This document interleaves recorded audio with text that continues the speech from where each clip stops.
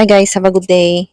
Ito na pala yung time na nagpapak ako ng mga gamit ko kasi kinabukasan nito mag-transfer na ako sa bago kong amo. So, konting kwento lang. So, ayan na nga. Ayan, ang dami ko pa rin mga gamit na dadalhin. So, hindi kasya yung luggage ko. Buti na lang, yung kasama ko magtapon ng luggage. Tinanong niya sa akin kung gusto kong gamitin. Inisip ko pa rin kasi na bibili ako ng bago. Pero wala akong time pupunta ng Lucky Plaza. So, nung that day, pumunta ako nagpa-check up sa Impress Market, second check up ko. Nagtanong ako kung magkano yung yung luggage doon, ng mahal. Kaya hindi na ako natuloy. So, wala na akong choice. Ginamit ko na yung kay Sri, yung itatapon niya. So far okay pa naman yun. So, ginamit ko and then hindi pa rin kasya. So, yung iba guys, nilagay ko sa paper bag at iniwan ko kay Ems, yung kaibigan ko dito sa Victoria Park Road. Alam niyo ba guys na grabe yung pagod namin dito kasi nagpack kami ng mga gamit nila amo. Tapos, andyan pa yung may nararamdaman akong hindi maganda. Ay naku, Diyos ko. So, thank God naman nalampasan ko yung ganitong sitwasyon. So, ayan, as you can see, ang dami ko pa rin gamit sa loob ng cabinet na nilalagay sa luggage ko at ayun nga, hindi kasya. So, magpapabox na naman ako guys. Sayang naman kung itapon ko, maganda pa yung mga gamit ko. So, okay lang yan para pag uwi ko, may gagamitin ako sa bahay. Ayun na nga guys, kinabukasan, ah, naghakot na ng mga kargador sa mga box ng amo ko. And then, the time, yung ibang room nilinisan ko na para unti na lang yung linisan ni Sri, yung kaibigan ko, yung kasama ko sa bahay. Kasi pati din siya napagod, as in pagod na rin siya eh. Kaya ayan, at least man lang makapaglinis ako ng unti and then mga 3 o'clock na ng hapon saka lang ako ni-release ni amo. Bali 2 bali 2:30 nag-ano na ako ng taxi kasi yun, alam mo yung feeling na gusto ko nang talagang lumabas sa bahay na yun. Kaya ayun, thank God naman na smooth lahat, okay lahat. Ah, nung pagdating ko dito sa bago kong amo, ang saya. Tapos ayun nga, na-training ako ng pinalitan ko dito. Pero bago 'yan, linibot namin dito sa bahay. Tapos tinuro kung anong mga gagawin ko. So yun, diretso talaga yung pagod, guys.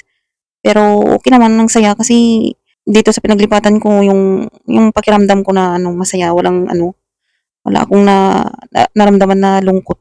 Pero ewan ko lang 'pag na, medyo magtagal dito sana lang everything is okay.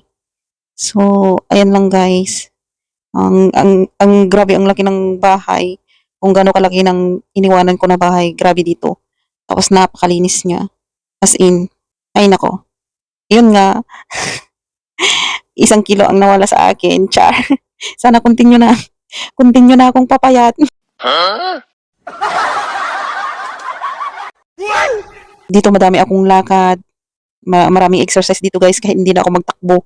Yung lakad ko na lang papunta sa mga kwarto. Diyos ko, ang layo.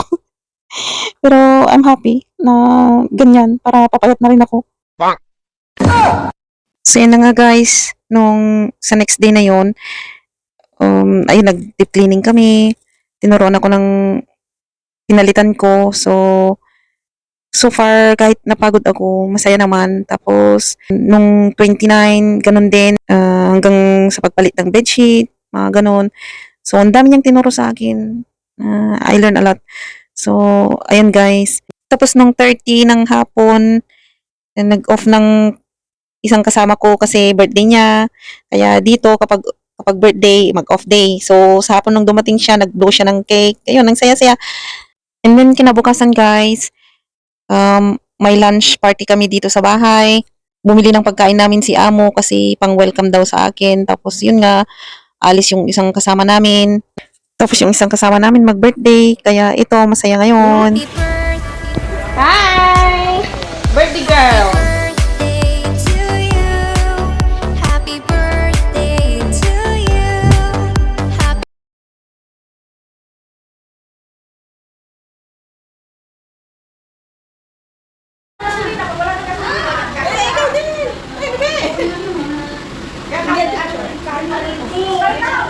May pizza lang pa yan. Ha? ba dalawa yung parang yung nasa? Hindi ko na naka-live siya. Yan. Happy birthday to you. Thank you. Wait, this is your song. 4-6. Okay, enjoy the food. Wait, Ronnie and this one together, and yeah. Must send over the file.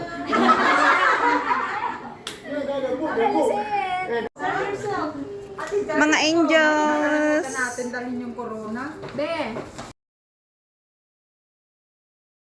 Sige na, ito yung mga kaya sa kaya. Saan ang picture? James, chicken. Yeah. Sinend sa akin ni Brother James. Thank you. Send ko na mo. So yun guys, ang ganap dito, ang saya-saya. Hanggang dito lang muna guys. Maraming salamat. Ingat po tayong lahat. See you on my next one.